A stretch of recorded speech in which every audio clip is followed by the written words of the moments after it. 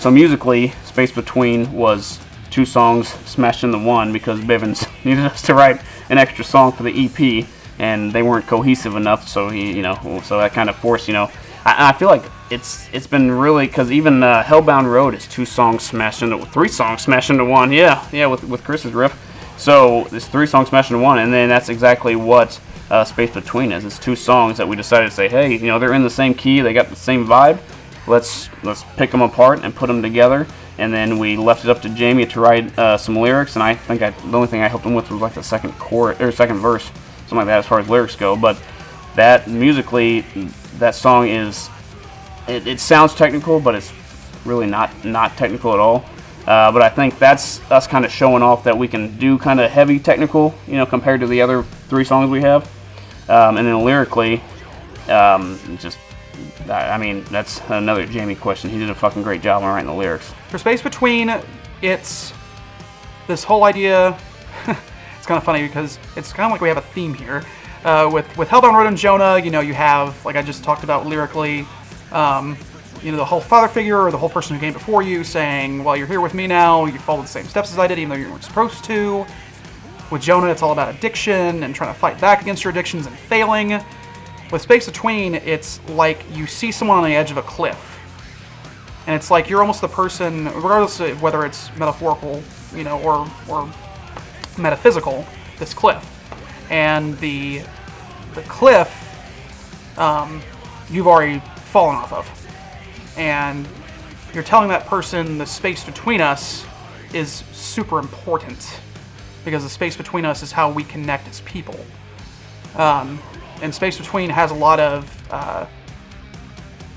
warning signs to an audience, as it were. A lot of, let's not keep doing everything we're doing day by day just because someone wills it for us to do. Chart your own course. You don't have to be an addict just because all your friends are. You don't have to go to bars just because your friends do. You don't have to be a partier. You don't have to be someone who goes to college just because your parents told you to. Find your own path, but don't let it consume you. And that's kind of what Space Between is figuring out that you can lean on that true group of people that's actually truly going to care about you, regardless of where you find it. More, it's all it takes. When we feel alone, remember about your rage. When that cold decision reads it breaks, say you want more, it's all it takes. To those 2. Because I'm kind of just singing along, like I did the other ones. I want to add more grit to my voice in that lower register. But I'll waste my life just in saving yours. I'm saving yours. Now I'll waste my life. But I'll waste my life. But I'll waste my life. While I'm saving yours. While I'm saving yours. Got it. But I'll waste my life. Now I'm saving yours.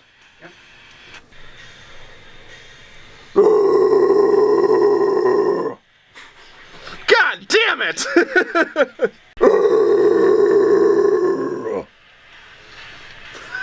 Yeah, I get out of it. So, studio fact of the day: your nipples are older than your teeth. So Space Between wouldn't have actually been a song if it wasn't for the production that we were doing with our producer. And it came up very late in the EP writing cycle, and Jack was just kind of trying to put together some extra songs to kind of make up, for this lack of 4th song basically that we were paying for. And because we were pushed to kind of write it, or Jack was pushed to write it, he had these 2 different kind of ideas for these songs, and I was just like, what do you think about this? He goes, what do you think about this one, or what do you think about this one? And I was listening to him, and I was just like, man, these are very much in the same key. We can combine these 2, pick the best parts of this one, pick the best parts of this one, and just put it together. So then the idea came up, and then as a band we sat down and just started formulating okay, this part should go here, this part should go here, this part should go here, this part should go here, we should put this over here, put this over here. And then he had this really great idea, which actually makes the song super dynamic, was to have the end end differently than like how the beginning starts. I was trying to write a song at the time that was just like coming out of the gates, just like bombastic and big and heavy and just like in your face, because a lot of other songs start guitar, then drums and bass come in, and just very formulaic. We were trying to get away from that. And then he had this part, I don't remember if it was like actually the intro at the time or not, but he had this part that was just like, I'm like, that's the freaking intro. That's the intro we should use. Like, put that as the intro.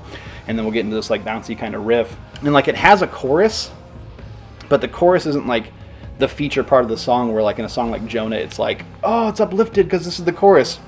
There's so much going on in this song at any given point that the chorus is just something that kind of happens. It's not like the main focus. Like we're like a traditional pop song, like it's like, okay, the chorus is what you're trying to get to because that's where kind of apex is. This song has so many different moments that just kind of shine out that are just really unique. And then we kind of took ourselves aback a little bit by being like, okay, well, we've already done this experimental part over here with like the bombastic intro that comes out of nowhere. What if instead of like doing like a second verse, what if we do like a dual, you know, solo lead or something like that?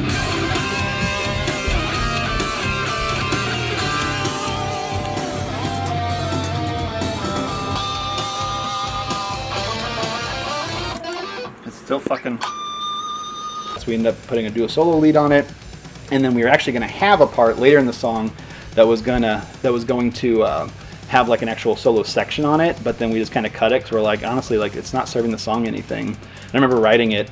Jack and I had sat down and with Jamie one evening, and like we had this really cool part that was kind of going into it, very in my mind like As I Lay Dying kind of hammer on pull off stuff, and we had this like more or less just like riff salad thing happening. It's gonna be weird.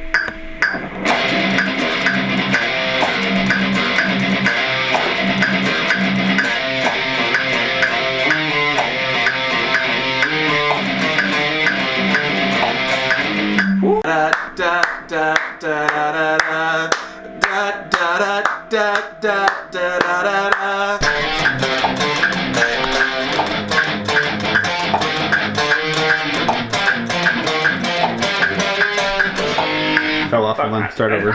it was just kind of like we listened to it a week later and like, you know, it's kind of processed it and came back to it and we're just like, it's not working. And we were just sitting there trying to figure out what to do. And I just randomly started playing like just some southern rock, just kind of bow da doo da doo da doo da doo doo doo. And we're like, okay, cool, let's run with that. And that became like this whole like section that we initially had like a minute or 30 seconds of like just like riff salad just happening. And we're like, dude, it's not working. And then we just simplified it. We just kept it simple, and that's what ended up making the cut. Starting in the band the way that I finished it, or finishing the band the way that I started it, bass playing. And then we were initially going to put a solo over it, but we said screw it, cut it in half, and then has this big outro that we initially were just going to like kind of strum for a little bit with like the solo ending on, and then kind of like breaks into like single just splashes, you know, just very like long notes. And then we just went straight for that. So like the song changed very fast in a very short amount of time.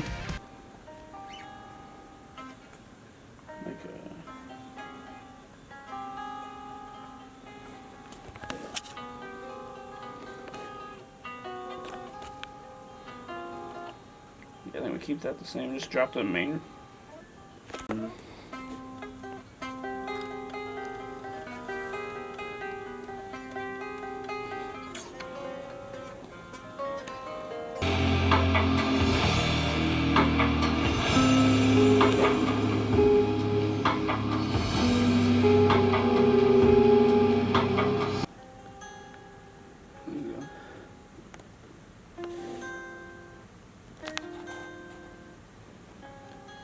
What do you think?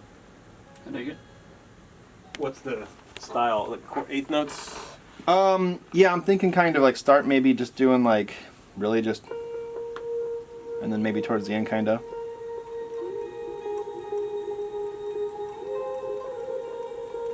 A little more pretty than spooky.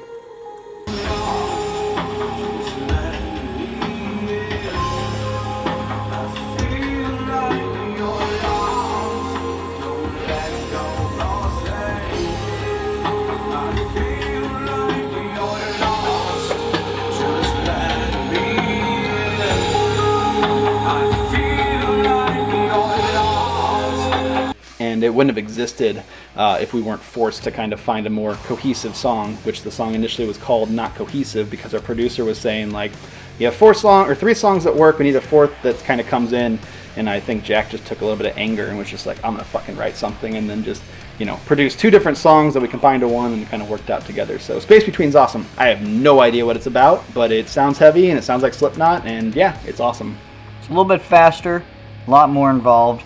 I feel like it's a good portion of it's drum focused.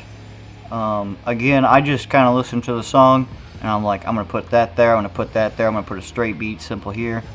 Put some double bass in there somewhere. The main problem with that song is I can't hit half the fucking notes, But with enough practice, I made it work. Yeah. So Space Between, that was more of my style, coming from a death metal band. Fast and really upbeat and kick you in the face. And then also it's got the groove to it, which I fucking love. And the ending of that song, I don't even know how we came up with it. It just happened, and then Bivens like, oh, I got this badass shit in the end of it. We're gonna do this. Just play the notes, and the ending turned out a lot better than I thought it was going to, considering how fast and crazy it starts. But Space Between is definitely more my style. It's faster. I love playing fast. Like I could tremolo pick all fucking day until my thumb gives out, and then I'm done. But yeah, I love Space Between. It's a good one.